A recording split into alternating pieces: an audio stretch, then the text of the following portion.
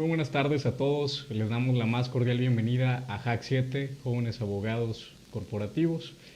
El día de hoy tenemos el gusto de contar en el panel con la presencia de un catedrático y un experto en el área del derecho administrativo, como es el doctor Guillermo Cambero, quien es actualmente el vicepresidente de la Asociación Nacional de Abogados de Empresa en el capítulo Jalisco.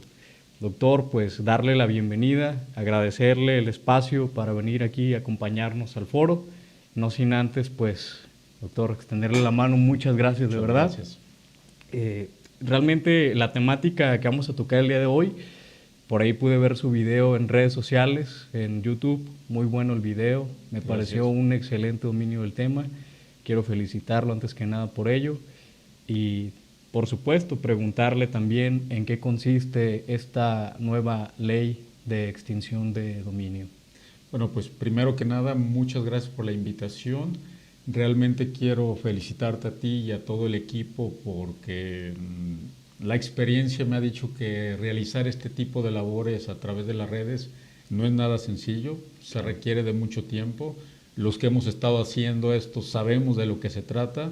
Yo sé que no es una tarea fácil y en verdad pues la audiencia tiene que saber que no es sencillo lo que haces y en verdad mis sinceras felicitaciones. Gracias, doctor. Y aparte de eso, pues saludar a toda tu audiencia y tus reconocimientos inmerecidos porque simplemente nosotros tratamos de aportar un pequeño o abrir un espacio para democratizar el conocimiento jurídico.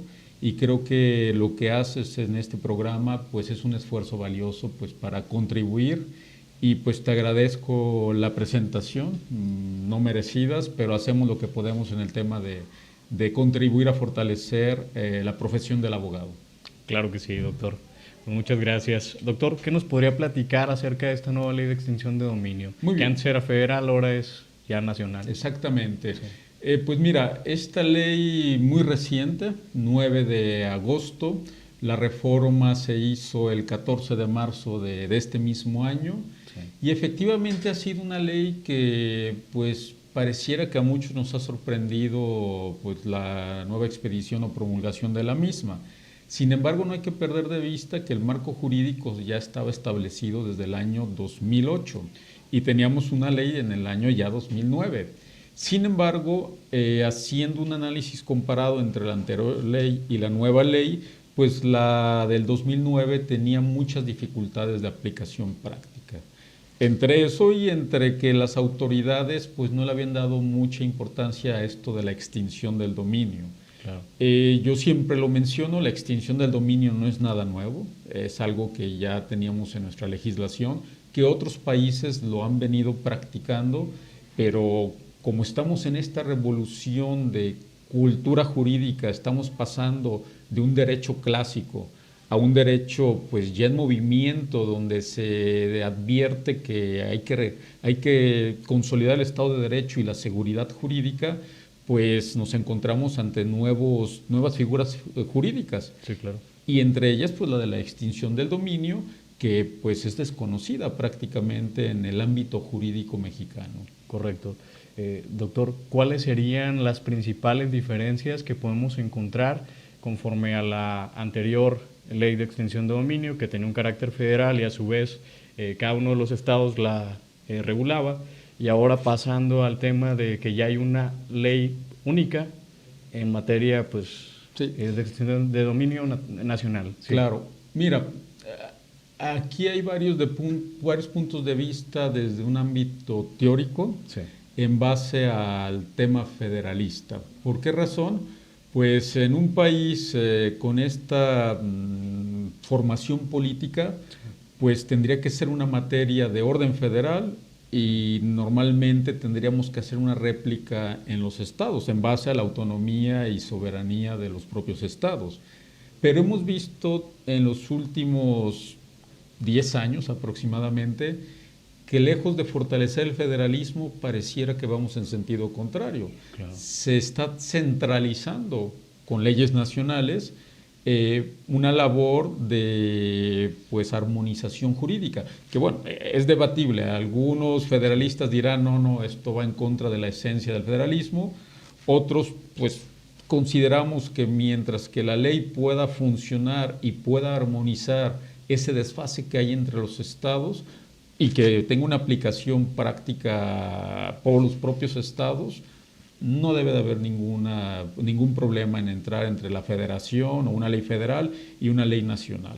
Efectivamente nos encontramos ante estos marcos normativos nuevos que tratamos de que una ley general pues norme las dificultades que se presentan en los estados, y principalmente esta ley, ¿qué es lo que trata o cuál es la problemática que trata? Pues esencialmente el de la delincuencia organizada. Claro. Esa es su esencia. Aunque yo critico eso porque vamos a encontrar que la ley no es únicamente para delincuencia organizada y que vamos a encontrar muchos aspectos que también tienen que ver con el tema del uso indebido de recursos por la función pública y que tiene una aplicación muy importante en materia administrativa. Muy bien, doctor. ¿Sobre qué bienes se podría aplicar la nueva Ley Nacional de Extinción de Dominio? A diferencia de la anterior, que su ámbito de aplicación era muy limitado, el artículo 22 constitucional establece una gama más amplia de aplicación de la propia extinción, que va desde todos los actos de delincuencia organizada, pasando por el tema de lo que tiene que ver con la corrupción, y nos vamos a ver con delitos que se incorporaron recientemente, como lo puede ser el huachicoleo, el tema de tráfico ilícito de hidrocarburos, pasando por secuestro, pasando por el tema de lavado de dinero, entre otras figuras que no estaban previstas antes de la reforma constitucional. Correcto, doctor. En esta nueva ley nacional se está hablando acerca de un decomiso preventivo que comúnmente pues se le conoce a la extinción de dominio como un decomiso. Este decomiso preventivo, ¿qué alcances tendría? Muy bien. Precisamente aquí es donde entramos al gran problema que sugiere, entre uno de los muchos problemas que puede verse comprometida con los derechos de los particulares esta ley. ¿Por qué? Porque esto de lo que sería un decomiso preventivo no es ilegal, hay que decirlo, no es ilegal. Está prevista inclusive por la ley modelo que propone la ONU en extinción de dominio. Sí, claro. Se contempla esa figura. ¿Y no va en contra de la seguridad jurídica? Precisamente, sí. Está bien reglamentado, muy regulado en qué momentos lo podemos hacer. Sí, claro. ¿Sí? Entonces, el problema aquí, lo podemos llevar a cabo este decomiso preventivo. La ley de la ONU y tanto la ley nacional prevén que sí se puede hacer. Simplemente aquí en México nos fuimos un poquito más allá de la expectativa del derecho a la propiedad. ¿Por qué? Pues porque aquí se prevé ese decomiso sin que sea dictado en un juicio. ¿Esto qué quiere decir? Que el Ministerio Público puede solicitarle al juez que se haga este decomiso, y evidentemente ahí es donde entramos en este derecho al debido proceso, un derecho a audiencia y defensa, claro, que podría generar cierto problema. La forma legal o como está establecido es que tiene que haber un juicio para que nosotros podamos hacerlo pues mediante una medida preventiva o precautoria, pero no como se deformó la esencia en este punto. Entonces ahí sí hay, desde mi punto de vista, una clara violación al derecho a audiencia y defensa para los particulares en este punto de lo que sería un decomiso preventivo. Doctor, ¿qué desventajas podría representar este decomiso preventivo para los particulares que de alguna manera no están cometiendo ilícitos, pero no llevan correctamente, el tema fiscal, por ejemplo? Ese es el gran problema que supone esta ley. ¿Por qué? Porque el artículo 2, tanto en su fracción cuarta y 21, establece tanto la venta como la disposición anticipada. ¿Esto qué significa? Que si yo ya obtuve la medida cautelar sin que haya seguido un juicio y sin obtener una sentencia, la autoridad puede disponer ya de mis bienes. ¿Esto qué conlleva? Pues indudablemente a que si yo logro demostrar que no viene o que no provienen de hechos ilícitos, por ejemplo, en este caso mis propiedades, Sí, pues yo las puedo perder. sí. Y bueno, hay otra afectación que lo vemos más adelante, el tema de que no solamente los pierdo, sino que el gobierno de una forma bastante obscura va a afectarlas a programas sociales, Sí, claro. que esto no tendría que estar en una ley de extinción de dominio. Un programa social se maneja por políticas públicas. No mezclarlo. Exactamente, Sí, claro. exactamente. ¿Qué afectaciones podría tener, doctor? Bueno, entonces, desde el punto de vista de que se le pueda haber una venta anticipada, el particular se va a enfrentar a que posiblemente no pueda recuperar en un momento dado que acredite que los bienes son de procedencia lícita, Sí. se va a enfrentar a que, aunque está previsto un fondo por la propia ley, para que se le pueda restituir Reparar el cuando se daño. vendió este producto, Sí. pues tampoco la ley es muy específica en decirnos cómo se va a pagar, si va a haber intereses, si el dinero que hay en ese fondo va a ser suficiente para las reparaciones que se puedan dar. Correcto. Y el gran peligro es que esta ley o esta disposición puede usarse pues para ajustes políticos. Sí, claro. Que sería uno de los riesgos. Y como está encaminada y como lo hemos estado viendo, pues pareciera que trae ese sentido, aunque pues todavía no lo percibimos porque no ha habido una aplicación, como es muy reciente, apenas vamos a esperar la aplicación práctica. Pero sí se corre ese riesgo de violentar el derecho a la propiedad de los particulares. Correcto, doctor. Comentaba usted en el video que tuve el gusto de ver en YouTube, comentaba acerca de este derecho a la propiedad, desde dónde viene, que viene a partir de la Revolución Francesa, en 1789, con la Declaración de los Derechos del Hombre y del Ciudadano. Este derecho a la propiedad, ¿en qué consiste esta manera de poner en contexto a la audiencia de qué vulnera la ley de extensión de dominio? Sí. Sí, claro. Efectivamente, el derecho a la propiedad pues es uno de los derechos consagrados desde la Revolución Francesa, pues esto en contraposición al régimen autoritario donde pues el particular, el acceso a la propiedad privada era prácticamente imposible, a excepción si eras noble o tenías o eres parte de la aristocracia. Esto va evolucionando a través del tiempo y a los particulares se le permite ese acceso a la propiedad y por eso se consagra como un derecho que no puede ser violentado por la autoridad. Claro. Es decir, yo no puedo llegar, disponer de tu propiedad, existe la expropiación, pero bajo ciertas condiciones. Existe la extinción de dominio, pero bajo ciertas condiciones. De lo contrario, no solamente estaríamos violentando estos principios que se plasmaron desde la Revolución Francesa, también estaríamos violentando mecanismos internacionales o instrumentos internacionales como la Declaración Universal de Derechos Humanos, la Convención Americana de Derechos Humanos y obviamente de manera indirecta, aunque no se menciona el derecho a la propiedad de manera enfática, el artículo 27 constitucional pues también nos establece las bases de que la propiedad privada es inviolable y para que la autoridad o la administración pública disponga de ella, existen mecanismos legales previstos con los cuales sí podrá disponer, pero bajo ciertas condiciones. Vemos que existe la figura de la expropiación, requisito que es afectado a un interés de bien común o interés general. Sí. Y la extinción de dominio, pues vemos que la esencia, no hablo de la ley todavía mexicana, sino la figura como tal, la esencia es que mediante una sentencia judicial, la autoridad o la administración pública pueda disponer de esos bienes, que en este caso el supuesto es una procedencia ilícita.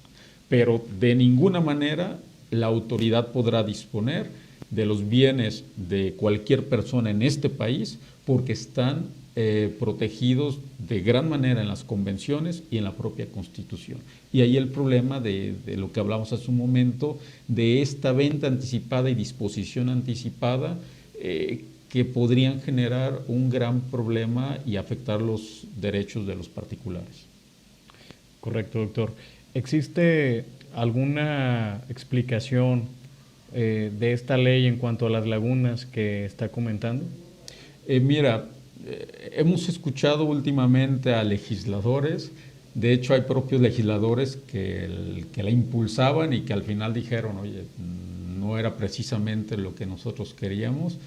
Hay un debate actualmente sobre la legalidad de ciertas disposiciones de esta ley, en particular esto que hablábamos del derecho a la propiedad, el tema del decomiso preventivo y el que yo no tenga la oportunidad de defenderme, lo que violentaría el artículo 14, pero también el derecho al debido proceso, el de 14 constitucional obviamente. Entonces sí está generándose un debate alrededor de la aplicación de esta ley.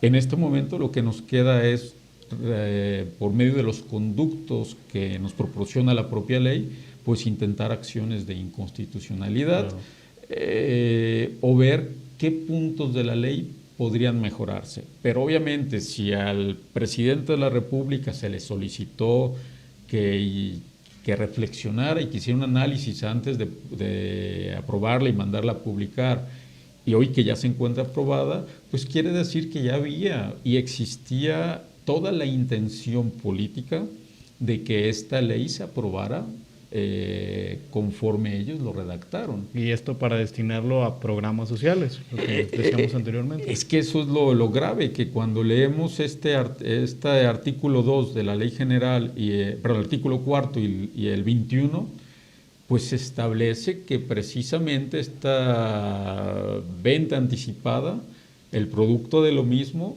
va destinado a programas sociales. Lo cual no debería suceder, porque estamos juntando una cosa que no tiene nada que ver con la ley. Exactamente. El gobierno tiene una finalidad que es la finalidad del servicio público. Claro. Y entre esta definición que poco se ha explorado aquí en nuestro país de servicio público, se establece pues que dentro del actuar de la administración pública pues está el ejercer o el trazar líneas generales de sus políticas generales, y entre ellas todos los programas sociales. Estamos hablando de actos de gobierno, no de administración pública. Pero ¿qué pasa cuando yo por medio de una ley quiero obtener recursos para financiar programas sociales, sobre todo una ley que ataca el tema de la delincuencia? Pues no, tal vez no es que esté mal.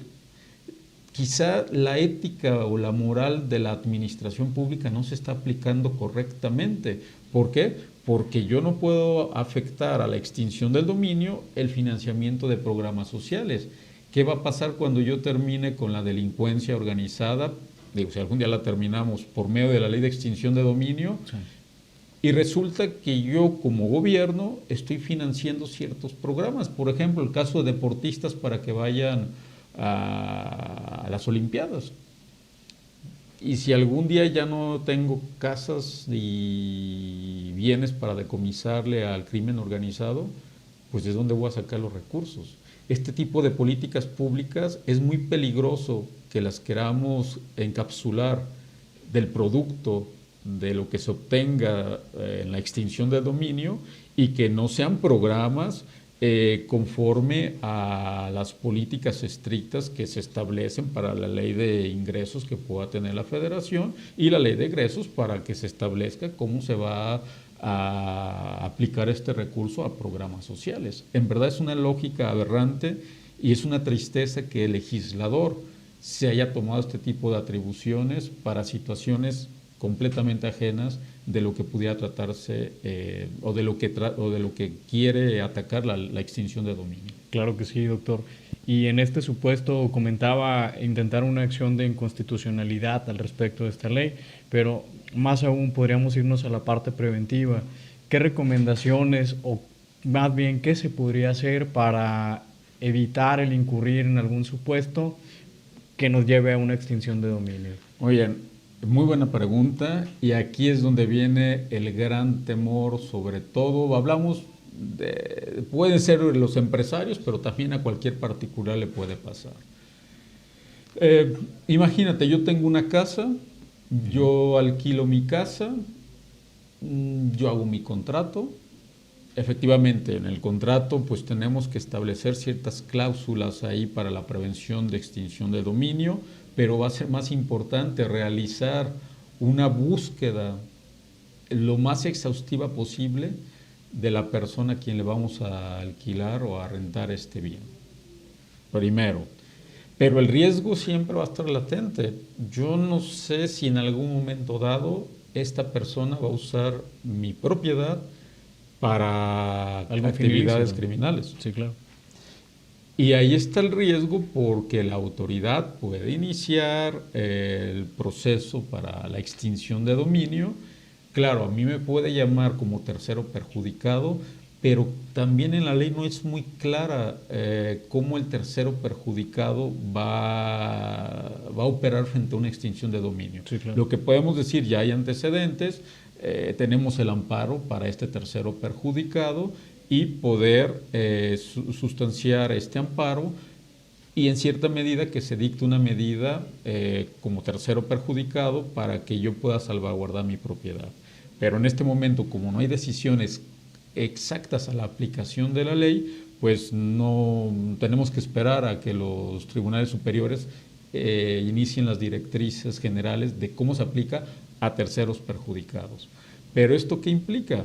Pues que aunque yo haya tomado las medidas preventivas, yo no sabré si en algún momento dado alguien va a afectar ese bien, puede ser inclusive hasta un coche, porque está previsto el robo de coches en el tema de extinción de dominio. Me robaron mi coche, muy bien, y con eso se cometió un secuestro. El coche está a mi nombre. La pregunta que nos haríamos en este momento, y bueno, entonces mi coche podría ser afectado de extinción de dominio sin el debido juicio previo. ¿Por qué? Pues porque de todas maneras está previsto por la ley. Sí, claro. Se llevaron actividades ilícitas con el mismo. Obvio, tercero perjudicado, de nuevo tengo que demostrar la procedencia lícita de mi vehículo. Pero mientras tanto la autoridad puede presumir que yo también participé en esas actividades ilícitas. Puede disponer y vender mi vehículo sin que se me haya seguido un juicio debido. ¿Y qué pasa? Pues al final de cuentas me van a decir, muy bien, pues ahí está el fondo, ya me acreditaste, ten tu dinero. Digo, no quiere decir que ahí se acabe todo. Afortunadamente tenemos la figura de la responsabilidad patrimonial del Estado, que podría ser, por lo menos en el estado actual que está la ley, podría ser un contrapeso, podría ser una pequeña guía para que nosotros podamos recuperar, una vez que se demostró que nuestros bienes provenían de actividades lícitas, pues sí, para contrarrestar por lo menos el menoscabo y daños y perjuicios que se nos pudieran generar. Y los supuestos pueden ser mucho, alguien que me expide una factura falsa, ya me puedo ver metido en un problema de actividades criminales. Claro. Como te lo decía hace un momento, cualquier supuesto que pueda ser mal usado mi bien para actividades ilícitas, en mi casa o en la casa de alguien que alquiló una bodega y que resulte que ahí secuestraron a alguien, sí, pues está dentro de esa contemplación genérica de las actividades establecidas por la Constitución y retomadas por la propia Ley Nacional de Extinción de Dominio. Pues es grave en ocasiones. Claro. O va a tener que intervenir los tribunales superiores para determinar casos por casos y cómo se va a delimitar la aplicación de esta ley para no afectar los derechos humanos de los particulares. Correcto, doctor. Pues la verdad es que es un tema muy preocupante. Creo que es preocupante para todos, para las personas físicas, para personas que tienen alguna empresa, para los abogados, por supuesto. Y no obstante, pues también surgen áreas de oportunidad al respecto de la planeación, sobre todo, y la cuestión preventiva para evitar que alguien incurra en esto. Pero si nos vamos por la parte legislativa y por la parte de las directrices internacionales, podemos contemplar que efectivamente estamos teniendo, pues de alguna manera, un retroceso. Sí. Un retroceso. Sí, efectivamente. Así es. Desgraciadamente esta legislatura actual, Sí. pues hemos visto que hay ciertos campos que ya estaban ganados por el particular, donde tuvimos un retroceso muy fuerte, por ejemplo, la prisión preventiva, Claro. que el Comité de Derechos Humanos de las Naciones Unidas pues alzó la voz al decir, oye, espérame, Sí, claro. la cuestión no es que tú extiendas el catálogo de prisión preventiva, Sí, claro. la idea es que tú lo vayas disminuyendo. Sí. Pero al parecer al legislador no le importó.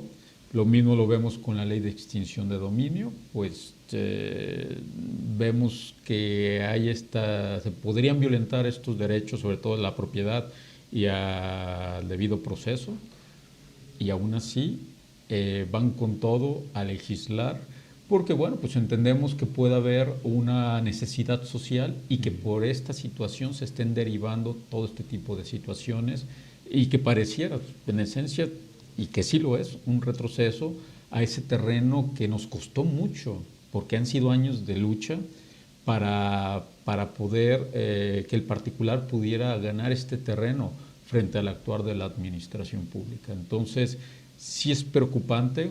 Cabe decir que también es muy preocupante el grado de improvisación, no solamente con esta administración pública. Yo no tengo pertenencia política, afortunadamente, y puedo hablar de cualquier administración pública.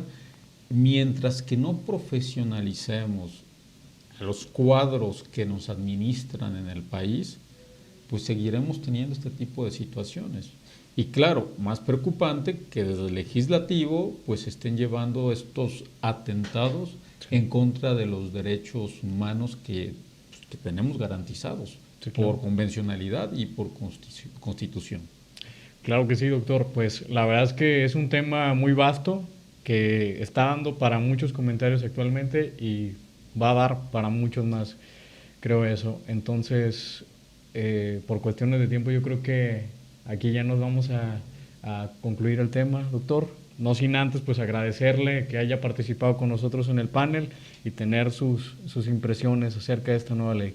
Entonces, le agradecemos bastante y es un gusto, de verdad. No, un Gracias, placer, doctor. un honor, y de nuevo reitero mis felicitaciones a este trabajo tan importante y pues ahora sí que esperemos que continúe este programa y que la audiencia pues siga todo lo que se dice aquí, porque te he seguido, he visto que has tenido personalidades y la verdad que no es fácil concentrar todo eso y el tiempo para tenerlos aquí. Gracias, doctor. Un gusto. Gracias.